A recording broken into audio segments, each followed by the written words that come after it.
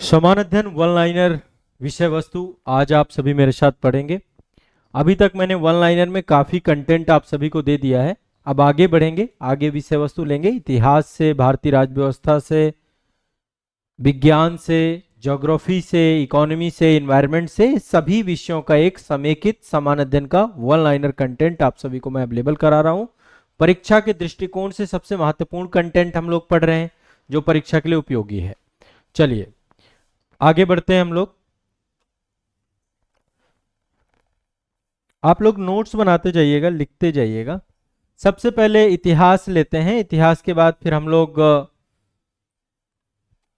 एक एक सब्जेक्ट को आगे बढ़ाते चले जाएंगे, ठीक है।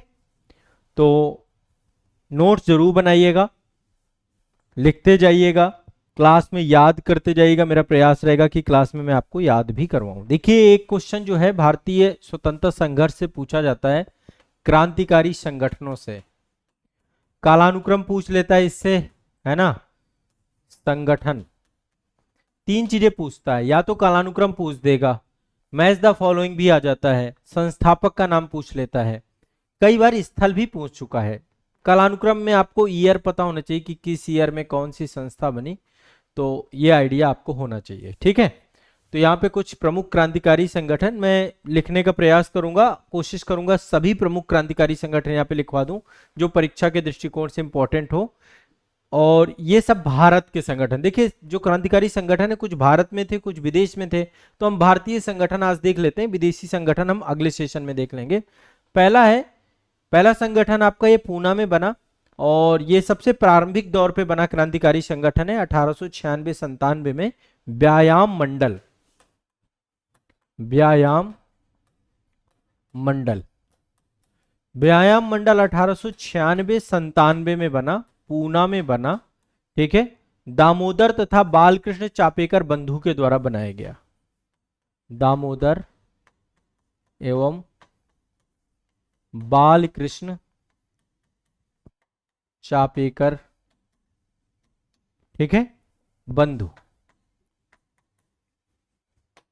दामोदर एवं बालकृष्ण चापेकर बंधु के द्वारा पूना में व्यायाम मंडल को इस्टेब्लिशमेंट किया गया। अगला है मित्र मेला, मित्र मेला।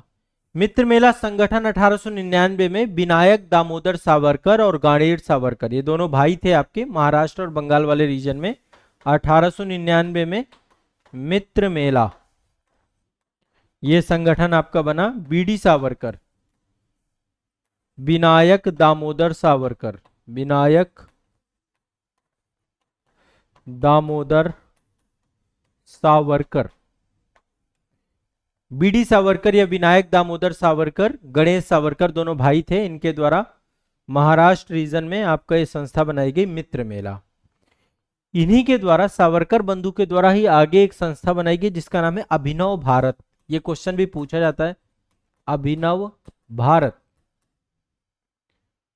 ये भी आपका 1904 में बनी है संस्था, और ये आपका बीडी सावरकर, सावरकर बंधु के द्वारा ये संस्था बनाई गई, सावरकर बंधु के द्वारा ही ये संस्था बनाई गई, अभिनव भारत 1904 में, ठीक है। 1904 में अभिनव भारत आपकी बनी महाराष्ट्र रीजन में। और मित्र मेला भी, मित्र मेला का ही एक तरीके से कहें कि नया रूप आपका इस्टेब्लिशमेंट हुआ ये। इसके बाद ढाका में अनुशीलन कमेटी बनाई गई थी पी मित्रा और पुलिन दास के द्वारा, ढाका अनुशीलन समिति, ढाका अनुशीलन समिति। ये आपका कब बनाई गई? 1906 में बनाई गई, और किसके द्वारा बनाया गया? पी मित्रा व पुलिनदास, पुलिनदास, इनके द्वारा आपकी बनाई गई ये ढाका अनुशीलन समिति। इसके बाद भारत माता सोसाइटी आपकी बनाई गई 1904 में अजीत सिंह और अंबा प्रसाद के द्वारा, भारत माता सोसाइटी, भारत माता सोसाइटी 1904 में बनाई गई अजीत सिंह और अंबा प्रसाद के द्वारा, ढाका में अजित सिंह एवं अंबा प्रसाद, अजीत सिंह और अंबा प्रसाद के द्वारा भारत माता सोसाइटी बनाई गई, ठीक है। इसके बाद युगांतर अंजुमाने 1906 में बनाया गया बीके घोष और भूपेन्द्र नाथ दत्त के द्वारा। ठीक है, युगांतर गांतर अंजुमाने ये कब बनाया गया? 1906 में बीके घोष और भूपेन्द्र नाथ दत्त और सरदार अजीत सिंह। ठीक है, पूरा नाम इस संस्था का नाम था युगांतर अंजुमाने मोहिबाने वतन, लाहौर में बनाया गया। इसमें सरदार अजीत सिंह भी थे, नाम आप लोग लिख सकते हैं वीके घोष। वीके घोष सारे क्रांतिकारी संगठन है। सरदार अजीत सिंह भगत सिंह जी के चाचा जी थे आपके, और एक थे भूपेन्द्र नाथ दत्त, भूपेन्द्र नाथ दत्त। ठीक है, युगांतर अंजुमाने मोहिबाने वतन, अंजुमाने मोहिबाने वतन, अंजुमाने मोहिबाने वतन। ठीक है, 1906 में वीके घोष अनुशीलन, ये अजीत सिंह के द्वारा। इसके बाद एक कमेटी थी अनुशीलन कमेटी। अनुशीलन कमेटी, ढाका अनुशीलन कमेटी अलग है, ये अनुशीलन समिति अलग है। 1907 में बनी ये, 1907 में बनी, और इसको 3-4 लोगों ने मिलकर बनाया, मतलब काफी सारे क्रांतिकारी थे। वरिंद्र नाथ घोष, ठीक है, अरविंद घोष के भाई हैं, वरिंद्र नाथ घोष, भूपेन्द्र नाथ दत्त, प्रबोध मित्रा, पी मित्रा जिसे हम बोल सकते हैं, और पुलिनदास और सतीश चंद्र बोस, कई सारे नाम है। ठीक है, वरिंद्र नाथ घोष, अरविंद घोष भी इसके सक्रिय समिति सदस्य के तौर पर रहे हैं। भूपेन्द्र नाथ दत्त, भूपेन्द्र नाथ दत्त, वरिंद्र नाथ घोष, भूपेन्द्र नाथ दत्त, प्रबोध मित्रा या पी मित्रा और पुलिनदास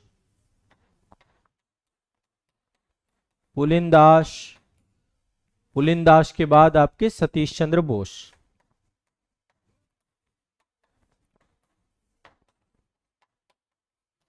ये आपके युगांतर अंजुमाने मोहिबाने वतन और अनुशीलन समिति 1907 में। इसके बाद दो महत्वपूर्ण आपके जो मतलब गांधी जी का जब असहयोग आंदोलन असफल हुआ तो दो संगठन काफी सक्रिय संगठन रहे। एक तो आपका था Hindustan Republican association, HRA, Hindustan Republican association. Hindustan Republican association 1924 में बना। सचिंद्र सन्याल, राम प्रसाद बिस्मिल इनके द्वारा मिलकर, और योगेश चटर्जी, इन्होंने कानपुर में बनाया था 1924 में। 1924 में कानपुर में बनाया गया ये। सचिंद्र सन्याल,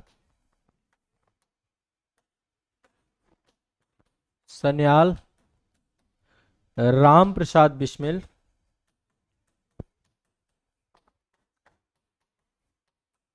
सचिंद्र सन्याल, राम प्रसाद बिस्मिल और योगेश चटर्जी।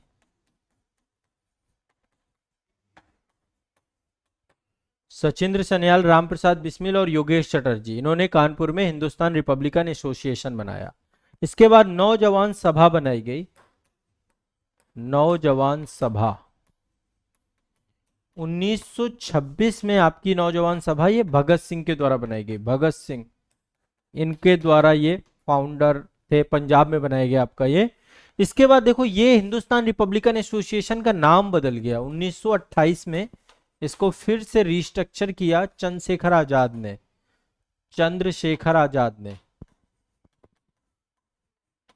आजाद, और इसका नाम हो गया Hindustan socialist Republican association. Hindustan socialist Republican association, HSRA।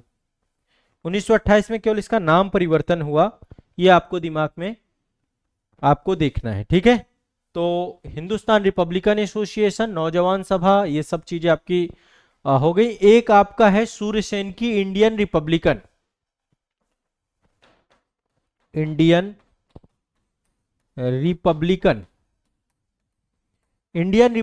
है सूर्यसेन की पार्टी, सूर्यसेन। ये आपके भारतीय कुछ प्रमुख हैं। ठीक है, कुछ भारतीय प्रमुख मैंने आपको बता दिए। इन्होंने चटगांव आर्मी भी स्टैब्लिशमेंट की थी। चटगांव वाले क्षेत्र में इन्होंने एक पैरेलल गवर्नमेंट भी बनाई थी सूर्य सेन ने। तो ये कुछ आपके इतिहास से जुड़े हुए हैं। अब आ जाते हैं थोड़ा सा पॉलिटी से जुड़े हुए जो महत्वपूर्ण आर्टिकल्स हैं। हम देख रहे थे, हमने कई सारे आर्टिकल देखे भी हैं, चर्चा भी किए हैं। कुछ आर्टिकल्स अब आगे हम बढ़ेंगे, ठीक है। तो एक एक करके आप लोग आर्टिकल्स के बारे में चर्चा देखते हुए जाइएगा। आराम से तनाव मुक्त होकर के हमें एक एक करके देखना है। सबसे पहले आर्टिकल 326, ये वयस्क मताधिकार से जुड़ा हुआ है। मताधिकार, अब देखिए यहां पे एक चीज समझिएगा, वयस्क मताधिकार एक कॉन्स्टिट्यूशनल राइट ना हो के एक विधिक अधिकार है, कानूनी अधिकार है। ये आपका छीना भी जा सकता है, कोई फंडामेंटल राइट नहीं है आपका। चुनाव में वोट डालने का अधिकार आपका एक विधिक अधिकार है। लोकसभा और राज्य विधानसभाओं के निर्वाचनों को वयस्क अधिकार के मारे, मतलब 18 साल के अधिक उम्र का जो भी व्यक्ति जिसका वोटर आईडी कार्ड में नाम होगा, वोटर आईडी कार्ड बना होगा, वो जो है वोट डाल सकता है, ठीक है। तो 1926 इसके बाद वो माफ करेगा 326 है। 324 आपका जो आर्टिकल है ये इलेक्शन कमीशन है, निर्वाचन आयोग की बात करता है ना। निर्वाचनों का अधीक्षण करना, निर्देशन करना, नियंत्रण करना निर्वाचन आयोग में निहित होगा, एक संस्था है। 315 आर्टिकल 315 अखिल भारतीय सेवाओं की बात करता है। इसमें मतलब एक तरीके से लोक सेवा आयोगों का गठन किया गया है। राज्य और संघ लोक सेवा आयोग यानी यूपीएससी और स्टेट पीएससी जितने भी हैं, यूपीएससी एवं state PSC, state PSC, UPSC और एसपीएससी, ये आपका 315 में आर्टिकल में है। 312 में ऑल इंडिया सर्विसेज की बात की गई, अखिल भारतीय सेवाओं की, अखिल भारतीय सेवा। 315 में ऑल इंडिया सर्विसेज की बात की गई। मैच द फॉलोइंग या डायरेक्टली वन लाइनर क्वेश्चन आपका पूछा जा सकता है आर्टिकल से। मैं सारे आर्टिकल आपको यहाँ पे याद करा रहा हूँ, कोई भी आर्टिकल छोड़ूंगा नहीं। 326 वयस्क मताधिकार, 324 election commission, 315 UPSC state PSC और 312 अखिल भारतीय सेवा, ठीक है।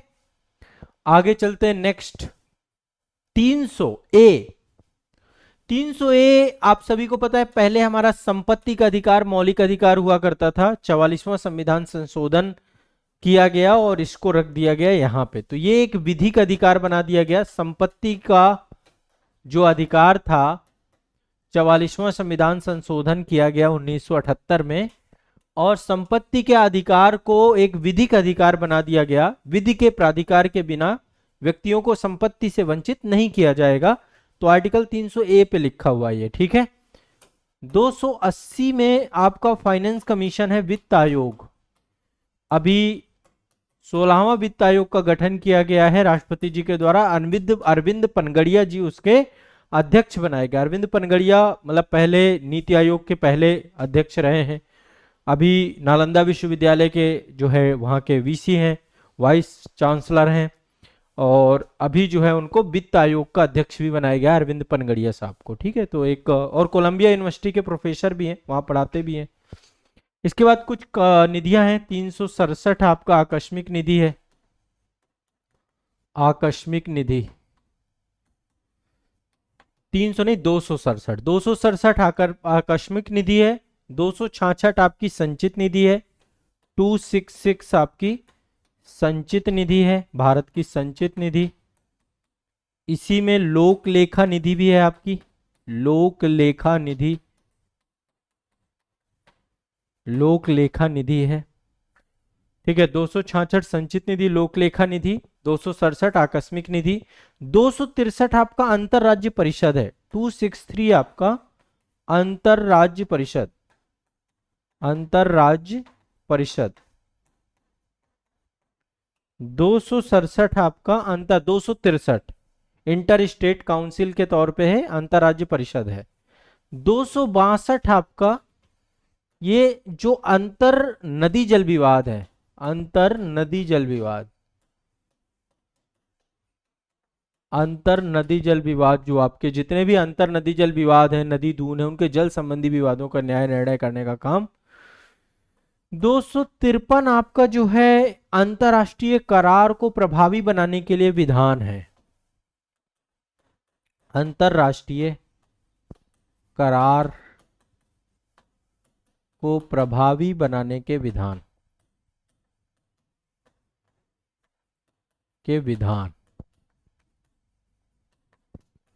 ठीक है। ये थोड़ा सा क्वेश्चन पूछता है। 262 अंतर नदी जल विवाद को लेकर ट्रिब्यूनल्स बनाए जाते हैं। और लास्ट आज के लिए हम डिस्कस कर रहे हैं 249 है, राज्यसभा के पास स्पेशल पावर है कि यदि राष्ट्रीय हित पर कोई कानून बनाना है राज्य सूची के विषय पर तो संसद को वो शक्ति मिल जाती है। तो राज्य सूची के विषय पर राष्ट्रीय हित पर संसद कानून बनाए ये प्रावधान आपका 249 में है। और राज्यसभा के पास पावर है 2/3 बहुमत से यदि संकल्प पारित कर दिया जाता है तो ये चीजें हो जाती हैं। देखो मल्टीपल आर्टिकल बता चुका हूं मैं, इंपॉर्टेंट आर्टिकल्स करा रहा हूं, ये सब आर्टिकल पूछे जाते हैं। फिर से एक बार 249 आपका राज्य सूची के राष्ट्रीय हित पर विषय बनाने की बात है।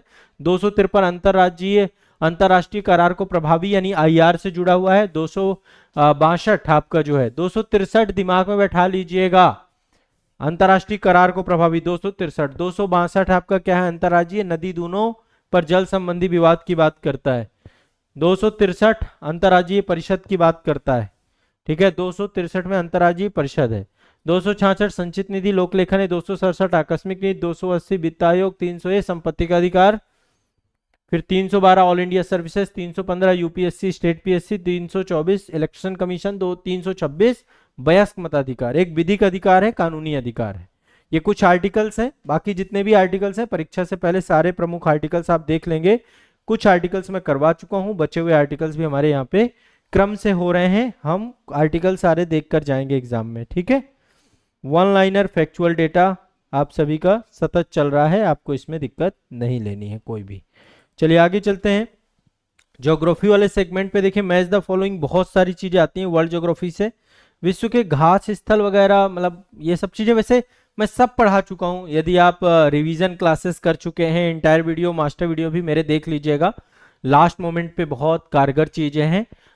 विश्व के प्रमुख मरुस्थलों की बात कर रहे हैं हम लोग। प्रमुख मरुस्थल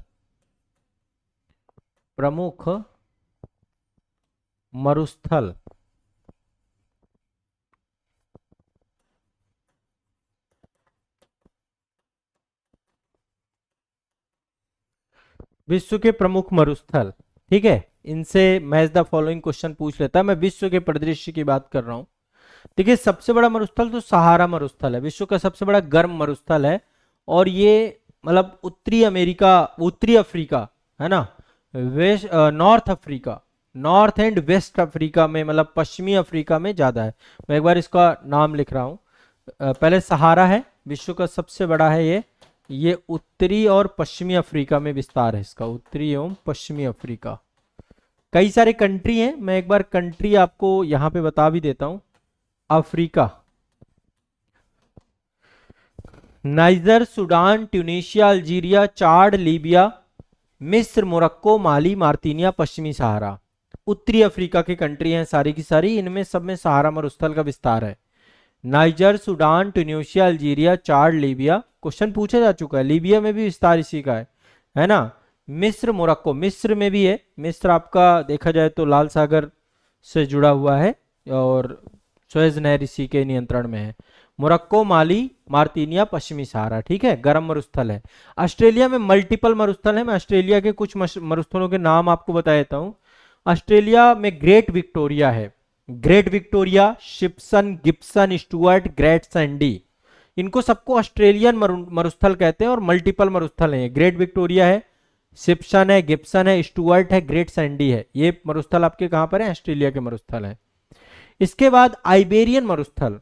आइबेरिया मतलब आपका जो है ये अरब वाले से, माफ करिएगा, अरेबियन मरुस्थल, अरब का मरुस्थल। अरब के मरुस्थल में 4-5 देश आते हैं, सऊदी अरब, यमन, सीरिया और जो खाड़ी देश हैं, नाफूद क्षेत्र है, ये सारे आपके अरब वाले। अरब का पूरा प्रायद्वीप ही है। अरब का प्रायद्वीप विश्व का सबसे बड़ा प्रायद्वीप है और इसमें मल्टीपल देश आते हैं। यमन इसी में आता है, इसी में ओमान आता है, सऊदी अरब आता है, सीरिया, सीरिया तो ऊपर है थोड़ा सा, तो अरेबियन मरुस्थल है। गोबी का मरुस्थल शीत मरुस्थल है, मंगोलिया और उत्तरी चीन वाले क्षेत्र में गोबी का मरुस्थल है। गोबी का मरुस्थल कहाँ है? मंगोलिया और उत्तरी चीन। गोबी एक तो ठंडा मरुस्थल है ये, जैसे हमारे यहाँ अभी लद्दाख, लेह लद्दाख वाला क्षेत्र आपका कोल्ड डेजर्ट में आता है। तो गोबी का मरुस्थल आपका उत्तरी चीन और मंगोलिया, मंगोल प्रजाति यहीं से आई थी भारत में, है ना। मंगोलिया, प्रधानमंत्री जी हमारे यहाँ पे जा चुके हैं। इसके बाद कालाहारी मरुस्थल, कालाहारी, कालाहारी दक्षिणी अफ्रीका, मतलब ये अफ्रीका में है आपका, और दक्षिणी अफ्रीका वाले क्षेत्र में है। बोत्सवाना, नामीबिया, जाम्बिया और दक्षिण अफ्रीका, इस क्षेत्र में है कालाहारी। कालाहारी, है ना। मैं नाम एक बार, Botswana, Botswana, Namibia, Angola, Zambia और दक्षिण अफ्रीका, यहाँ पे आपका ये है। एक आपका नूबियन मरुस्थल है, नूबियन सूडान वाले क्षेत्र में, नूबियन, नूबियन मरुस्थल इरिट्रिया और सूडान में है ये मरुस्थल, मरुदान नहीं, मरुस्थल।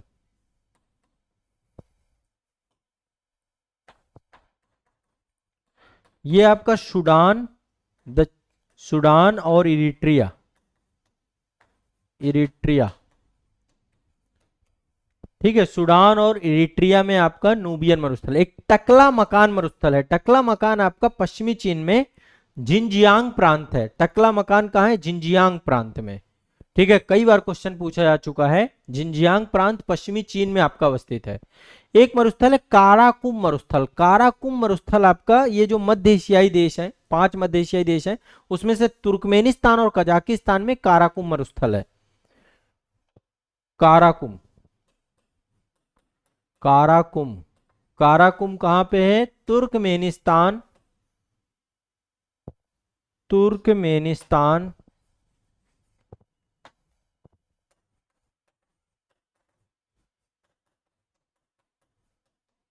और तुर्कमेनिस्तान हो गया आपका, और साथ में तुर्कमेनिस्तान के साथ साथ काराकुम कजाकिस्तान में, वह कजाकिस्तान, तुर्कमेनिस्तान और कजाकिस्तान में काराकुम मरुस्थल है, काराकुम मरुस्थल। थार मरुस्थल हमारे भारत का है, भारत पाकिस्तान, यहाँ 2 जगह पे थार है, और विश्व का सर्वाधिक जनसंख्या वाला सबसे बड़ा मरुस्थल कहा जाता है थार मरुस्थल को, जनसंख्या बहुत रहती है। इसके बाद जुराब मरुस्थल, जुराब आपका चाड़ में, जुराब मरुस्थल है चाड़ में पड़ता है आपका ये जुराब मरुस्थल, चाड़ में। आटाकामा, आटाकामा आपका पेरू में पड़ता है। संसार का सबसे ज्यादा शुष्क मरुस्थल आटाकामा है। आटाकामा, जब एल नीनो की दशा होती है तो यहाँ पे बारिश होती है, खूब बारिश होती है एल नीनो के टाइम पे। पेरू में है आपका, पेरूबियन मरुस्थल भी बोलते हैं। पेरू आपका दक्षिण अफ्रीकी देश है, पेरू के जस्ट नीचे चिली है आपका, ठीक है। संसार का सबसे शुष्क मरुस्थल भी पूछे तो आटाकामा मरुस्थल है। काजिलकुम, काजिलकुम, देखो काराकुम तुर्कमेनिस्तान कजाकिस्तान में है, काजिलकुम ये भी मध्य एशिया में पड़ता है आपका, उज्बेकिस्तान, कजाकिस्तान, तुर्कमेनिस्तान, ठीक है। तो तुर्कमेनिस्तान, कजाकिस्तान, ये 2 में काराकुम भी है और काजिलकुम भी है, इसी में उज्बेकिस्तान और ऐड कर दीजिए, ठीक है। इसके बाद कुछ प्रमुख मरुस्थल हैं। ऑस्ट्रेलिया में मैंने आपको बताया कई सारे मरुस्थल हैं, गिब्सन वगैरह जितने भी हैं, Gibson, Great Victoria, Simpson, Stuart, Grand Sandy, है ना। सोनेरान मरुस्थल अमेरिका का मरुस्थल है, ये जो एरिजोना प्रांत है, कैलिफोर्निया प्रांत है, यहाँ पे सोनेरान पाया जाता है। सोनेरान, सोनेरान मरुस्थल कहाँ पाया जाता है? एरिजोना प्रांत, कैलिफोर्निया में। पैटागोनिया का मरुस्थल आपका अर्जेंटीना और चिली वाले क्षेत्र में पाया जाता है, कोल्ड डेजर्ट है आपका पैटागोनिया, पैटागोनिया का मरुस्थल, पैटागोनिया का मरुस्थल दिमाग में बैठा लीजिएगा।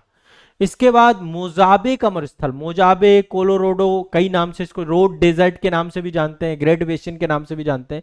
मोजाबे, सोनेरान, ये सब अमेरिका के हैं, अमेरिका में ही मोजाबे पाया जाता है। कोलोराडो, यहीं पे कोलोराडो नदी भी बहती है, रोड डेजर्ट भी कहते हैं इसको, ग्रेट बेसिन भी कहते हैं। और एक है आपका दस्त लुट, दस्त लुट आपका ईरान में अवस्थित है, दस्त आलुट, यह आपका ईरान का मरुस्थल है, ईरान का मरुस्थल है। ठीक है, तो ये कुछ मरुस्थल हैं आपके, ये इंपॉर्टेंट मरुस्थल हैं। मैंने लगभग सभी प्रमुख नाम आपके ले लिया। अब क्वेश्चन आपका कोई भी होगा तो यहाँ से गड़बड़ाएगा नहीं। दक्षिण एशिया का सबसे बड़ा मरुस्थल थार मरुस्थल है। संसार का सबसे शुष्क मरुस्थल अटाकामा मरुस्थल है। कालाहारी मरुस्थल किन किन देशों में है? बोत्सवाना, नामीबिया, अंगोला, जाम्बिया और दक्षिण अफ्रीका। दक्षिणी गोलार्ध में कालाहारी अवस्थित है आपका, पैटागोनिया अवस्थित है। संसार का सबसे बड़ा सहारा मरुस्थल है, उत्तरी अफ्रीका में अवस्थित है। मरुस्थल में 25 सेंटीमीटर से कम वर्षा होती है ना, ये आपको दिमाग। और सबसे ज्यादा 15 डिग्री से लेकर 30 डिग्री उत्तरी और दक्षिणी अक्षांशों के बीच में मरुस्थल पाए जाते हैं तटीय क्षेत्रों में। मेंस का इससे मैं डिटेल में फाउंडेशन बैच में पढ़ाया हूं, बस यहाँ पे रफली फैक्चुअल डेटा मुझे आपको बताना था। ठीक है, तो ये आपको दिमाग में बैठा के चलना है। क्लियर है, स्पष्ट है? तो ये आपके कुछ मरुस्थल वाले जो है क्वेश्चन बनेंगे, तो यहाँ से आप कर ले जाएंगे। मैच द फॉलोइंग क्वेश्चन आपके मरुस्थल से आते हैं, पूछे जाते हैं, इसलिए आपको मन में इनको रखना है। ठीक है, क्लियर है, स्पष्ट है? इसके बाद और आगे आपसे कुछ है। एक तो है सोनार। सोनार का फुल फॉर्म होता है, मैंने रडार का फुल फॉर्म एक उसमें बताया था। रडार का फुल फॉर्म था radio detection and raising, radar होता है। वैसे ही सोनार होता है आपका। सोनार का sound of navigation and raising, मतलब जो आप देखते हैं समुद्री जितने भी आपके जहाज होते हैं या बहुत सारी मछलियां होती हैं जो सोनार वेव्स छोड़ती हैं, साउंड ऑफ नेविगेशन नाम ही है आपका, और रेंगिंग आपका क्या है? सोनार का फुल फॉर्म है। ठीक है, आप देखते हैं सोनार में समुद्र यात्रियों के द्वारा सोनार का प्रयोग किया जाता है, साउंड नेविगेशन एंड रेंगिंग का। आमतौर पे सोनार में आपकी अल्ट्रासोनिक रेज वेव्स होती हैं, पराश्रव्य तरंगे, जिनको सुना नहीं जा सकता है। ठीक है, ये आपको दिमाग में बैठा के रखना है। बहुत सारे देखो यंत्रों से क्वेश्चन आते हैं, जैसे कि लैक्टोमीटर। लैक्टोमीटर आप सभी जानते हैं, आपके घर पे जो दूध होता है, दूध की शुद्धता का मापन का काम लैक्टोमीटर के द्वारा किया जाता है। ठीक है, ऐसे ही परमाणु घड़ी होती है जो आपकी, उसमें जो संक्रमण होता है, ट्रांजिशन होता है, उसके लिए सीजियम का प्रयोग करते हैं, सीजियम धातु का, सीजियम धातु का उपयोग करते हैं। ऐसे एक नेफोस्कोप होता है। नेफोस्कोप उड़ते हुए बादलों की गति और दिशा का मापन करता है, नेफोस्कोप। ये सब क्वेश्चन पूछे जाने वाले हैं। ठीक है, नेफोस्कोप क्या काम क्या है? उड़ते हुए बादलों की गति व दिशा का मापन, दिमाग में बैठा के लगिएगा। क्लियर है, स्पष्ट है? इसके बाद सोलर सिस्टम की खोज, सौर प्रणाली की खोज किसने की? केपलर ने की। केपलर ने सौर प्रणाली की खोज की। प्रिंसिपल ऑफ जो है सोलर सिस्टम, जो है आपका सौर प्रणाली की खोज इसने की। जड़त्व का नियम गैलीलियो के द्वारा दिया गया। जड़त्व का नियम गैलीलियो के द्वारा दिया गया, बाद में फिर न्यूटन के गति विषयक नियमों में इसके बारे में जानकारी हमें मिलती है। स्टेथोस्कोप, स्टेथोस्कोप आप सभी जानते हैं, जिसके माध्यम से हृदय की धड़कन के बारे में हम सुनते हैं। स्टेथोस्कोप ध्वनि के परावर्तन के सिद्धांत पे काम करता है, रिफ्लेक्शन ऑफ साउंड के सिद्धांत पे काम करता है। ठीक है, इसके बाद हवा के वेग को मापन करने का काम एनीमोमीटर का काम होता है। एनीमोमीटर हवा के वेग का मापन करता है, हवा के फोर्स का मापन करता है एनीमोमीटर। ठीक है, विद्युत बल्ब में एक फिलामेंट लगा होता है। अब तो विद्युत बल्ब बहुत कम चलते हैं, लेकिन पहले जो बिजली का बल्ब आपका आता था प्रॉपर, उसमें टंगस्टन का फिलामेंट लगा होता था।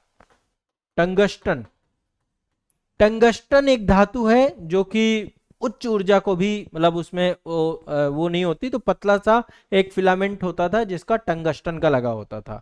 ठीक है, ये आपको दिमाग में बैठा के रखना है। अब यहाँ पे कुछ महत्वपूर्ण चीजें आपको मैं बता दूं, जैसे यदि हम परमाणु के क्षेत्र की बात करें तो भारत में परमाणु ऊर्जा का जनक कहे जाते हैं डॉक्टर होमी जहांगीर भाभा, है ना। और डॉक्टर होमी भाभा को 1954 में देश की आजादी के बाद ही पद्म भूषण पुरस्कार से सम्मानित भी किया गया था। परमाणु ऊर्जा का जनक इसलिए कहा जाता है क्योंकि उन्हीं के निर्देशन में परमाणु कार्यक्रम भारत में प्रारंभ हुआ, बाद में उनकी आकस्मिक मृत्यु हो गई।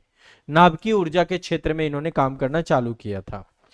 तो भारत का पहला परमाणु भट्टी का नाम है अप्सरा। भारत की 1965 में बनी अप्सरा, पहली परमाणु रिएक्टर भारत का अप्सरा के नाम से है। ठीक है, अभी आप लोगों ने बीच में चर्चा में सुना होगा अंतरराष्ट्रीय परमाणु ऊर्जा एजेंसी IAEA। अभी जब इजराइल और ईरान वाला युद्ध चल रहा था तो IAEA की रिपोर्ट के आधार पे ही इजराइल ने हमला किया था। तो वियना में इसका मुख्यालय है और ये परमाणु निगरानी का काम करती है। ठीक है, तो भारत की पहली परमाणु भट्टी का नाम है अप्सरा। ब्लैक होल, ब्लैक होल सिद्धांत का प्रतिपादन किसके द्वारा गया? सुब्रमण्यम चंद्रशेखर जी थे हमारे, उनको नोबेल पुरस्कार से भी सम्मानित किया गया है। इन्होंने ब्लैक होल थ्योरी दी है। और एक बहुत बड़ा नाम है स्टीफन हॉकिंग जी का। स्टीफन हॉकिंग जी ब्रिटेन के भौतिक शास्त्री थे जो मोटर न्यूरॉन्स बीमारी से पीड़ित थे। एक विशेष प्रकार की बीमारी है जिससे पूरी बॉडी जो है उनकी जो है पैरालाइज थी, 70% बॉडी पैरालाइज थी। इसके बावजूद भी ब्रह्मांड विज्ञान में बहुत महत्वपूर्ण योगदान दिया है स्टीफन हॉकिंग्स ने, और ब्लैक होल के बारे में काफी जानकारी दी है। भारत के एक और वैज्ञानिक हैं जिन्होंने भौतिक विज्ञान और जीव विज्ञान दोनों में काम किया, जगदीश चंद्र बोस ने। जगदीश चंद्र बोस ही वो थे जिन्होंने किस्कोग्राफ का मतलब खोज की थी, जिससे पेड़ पौधों की जो धड़कन है, हार्ट बीट है, उसका मापन किया जा सकता है। ये भी आपको दिमाग में याद में रखना है, ठीक है। तो देखो नोबेल पुरस्कार वगैरह है तो करंट वाली क्लास में मैं पढ़ा चुका हूं ऑलरेडी, किसको कहां पे क्या मिला है, या आप लोग एक बार मास्टर वीडियो सीरीज देख लीजिएगा, वहां पे भी मैं पढ़ा चुका हूं। नोबेल से क्वेश्चन आपके पूछता है, मतलब आ जाते हैं क्वेश्चन, ठीक है। तो ये दिमाग में बैठा के रखिएगा। क्लियर है, स्पष्ट है। अल्फ्रेड नोबेल एक व्यक्ति थे जिन्होंने डायनामाइट की खोज की। डायनामाइट के अलावा धुआं रहित गन पाउडर का खोज किया। उसके बाद उन्होंने जो है पूरे विश्व को, एक पूरा का पूरा फाउंडेशन है आपका नोबेल फाउंडेशन, जो विश्व में शांतिपूर्ण प्रयासों को, विज्ञान के शांतिपूर्ण प्रयासों के लिए नोबेल प्राइज देता है। तो वो एक बहुत महत्वपूर्ण संस्था है, ठीक है। हमारे यहाँ सीबी रमन जी को भी भौतिकी के क्षेत्र में 1930 में नोबेल प्राइज मिला था। अल्बर्ट आइंस्टीन के बारे में आप सभी जानते हैं, E=mc²। प्रकाश की गति को क्षेत्र में ये जो है पूरा का पूरा प्रकाश ऊर्जा, प्रकाश विद्युत प्रभाव की व्याख्या देने के लिए सापेक्षता का सिद्धांत आपका जो है अल्बर्ट आइंस्टीन के द्वारा एस्टेब्लिशमेंट किया गया था। भौतिकी के चतुर्थ आयाम की परिकल्पना भी अल्बर्ट आइंस्टीन ने ही प्रस्तुत की थी। तो अल्बर्ट आइंस्टीन एक महत्वपूर्ण वैज्ञानिक के तौर पे थे। तो साइंस से क्वेश्चन आपके पूछे जाते हैं। पिछले सेशन में मैंने कुछ आपको प्रमुख रोग वगैरह बताए थे। भौतिकी से क्वेश्चन पूछे जाते हैं। आप सभी लोग जो है क्वेश्चन से सारे तैयार कर रहे होंगे, देख रहे होंगे, ठीक है। मैं अब आपको थोड़ा सा कुछ महत्वपूर्ण कुछ रोगों के बारे में डिस्कशन करूंगा कि कौन सा रोग और उसके पीछे का एग्जैक्ट कारण क्या होता है। जैसे पिछले सेशन में मैंने आपको बताया था कि मिनीमाता रोग जो आपका होता है ये पारे की अधिकता के कारण से होता है। इटाई रोग कैडमियम की अधिकता के कारण से होता है। ब्लू बेबी सिंड्रोम नाइट्रेट की अधिकता के कारण से होता है। ये सारे हमने डिस्कशन किए थे पिछले सेशन में। इसके अलावा भी आप ये मान के चलिए कि दिमाग में रोगों से क्वेश्चन आते ही आते हैं, और रोग आपको अपने दिमाग में पूरे याद रखने होंगे, उनसे कोई ना कोई क्वेश्चन निकल आता है, ठीक है। तो जैसे आप समझते हैं दो प्रकार की व्याधियां होती हैं। एक तो संक्रामक रोग होते हैं बहुत सारे, ठीक है, संक्रामक रोग होते हैं। कुछ ऐसे होते हैं गैर संक्रामक रोग होते हैं जो बैक्टीरिया, प्रोटोजोआ या वायरस इन सब के कारण से आपके फैलते हैं। जैसे आपने कोविड के बारे में देखा था, तो कोविड में भी वायरस ही था आपका, ठीक है। तो जैसे मलेरिया है, मलेरिया एक प्रोटोजोआ जनित रोग है। मलेरिया तिल्ली को प्रभावित करता है। ये हमारी जो स्प्लीन होती है, तिल्ली होती है, उसको प्रभावित करता है। प्लाज्मोडियम नामक परजीवी होता है, प्रोटोजोआ होता है, जिसके द्वारा मलेरिया को, और इसके लिए आप सभी जानते हैं एक मच्छर होता है जिसका नाम होता है मादा एनाफिलीज मच्छर, उसके द्वारा इसको संक्रमण को मच्छर के काटे, इससे शरीर में ठंड बहुत ज्यादा लगती है। तो इसमें एक परजीवी होता है जिसका नाम है प्लाज्मोडियम। प्लाज्मोडियम नामक परजीवी प्रोटोजोआ होता है, वो आपका जो है बॉडी में इंजेक्ट हो जाता है। मादा एनाफिलीज मच्छर जो होता है वो उसको संक्रमण को फैलाता है। तो उससे जो है प्लाज्मोडियम प्रोटोजोआ आगे, और इसके कई सारे म्यूटेंट भी हैं, है ना, प्लाज्मोडियम अक्जेली, प्रोस्पेडियम मलेरी। तो अब तो मलेरिया के काटे जाने से बहुत सारे लोगों की पहले मृत्यु हो जाती थी, अब इसकी साफ सफाई। देखो पानी यदि कहीं पे जमा होता है तो मादा एनाफिलीज मच्छर पनपता है और उसके कारण से मलेरिया होने के चांसेस ज्यादा होते हैं, ठीक है। इसके बाद जापानी इन्फ्लूएंजाइटिस, ये एक आपका जो है उत्तर प्रदेश से ही चालू हुई बच्चों का रोग है। ये आपका जापानी इन्फ्लूएंजाइटिस, ये आपका गोरखपुर जिले से स्टार्ट हुई थी बीमारी, और एक वायरस जनित बीमारी है, अभी मच्छरों के काटने से होती है। इसमें एक विशेष प्रकार का वायरस होता है arbo virus. Arbo virus Culex मच्छरों में पाए जाते हैं। आपके क्यूलेक्स मच्छर जो होते हैं, तो मच्छरों के काटने से आर्बो वायरस बॉडी में इंजेक्ट हो जाता है और बच्चों में जापानी इन्फ्लुएंजाइटिस आपका रोग हो जाता है। तो ये एक मतलब अपने आप में बहुत खतरनाक रोग है छोटे बच्चों को लेकर के, ये आपको दिमाग में बैठा के रखना है। इसके बाद बहुत सारे लोगों को जो है अन्य बहुत सारे रोग होते हैं, जैसे कि फाइलेरिया। फाइलेरिया में पैर जो है काफी मोटा हो जाता है, हाथी पांव भी बोलते हैं हम लोग। इसमें एक प्रोटोजुआ होता है जिसका नाम है बाउचेरिया बाक्रोटाई, है ना। मैं एक बार नाम लिख देता हूं। फाइलेरिया रोग में होता है बाउचेरिया बाक्रोटाई। ये एक आपका प्रोटोजेवा है, बाउचेरिया, ठीक है, वैक्रो फटाई। ये आपका फाइलेरिया के लिए एक प्रोटोजुआ होता है, फाइलेरिया। उम्मीद है सारी चीजें आप पढ़ चुके होंगे, मैं आपका केवल रिवीजन करा रहा हूं, आप लोग एक बार इसको याद कर लीजिए। हाथी पांव हो जाता है इससे, जो बॉडी की लिम्स नोड्स होते हैं, लिम्स नोड्स काफी फूल जाते हैं और बॉडी में हाथी पांव जैसी चीज आ जाती है बॉडी में। शुरुआत में बुखार, क्यूलेक्स मच्छरों के द्वारा ही ये आपका मच्छर मतलब बहुत सारे रोगों को, है ना, आपके ट्रांसफॉर्म करते रहते हैं। जैसे एक आपका जो है डेंगू होता है, डेंगू में एडीज मच्छर के द्वारा संक्रमण को, डेंगू का जो वायरस है उसको पहुंचाया जाता है, ठीक है। तो ये कुछ बीमारियां हैं और बीमारियों से क्वेश्चन आते हैं, आप लोगों को ध्यान में रखना है। ये कुछ जीएस को लेकर के हमारा रिवीजन सेगमेंट को लेकर ये क्लास थी। चलिए।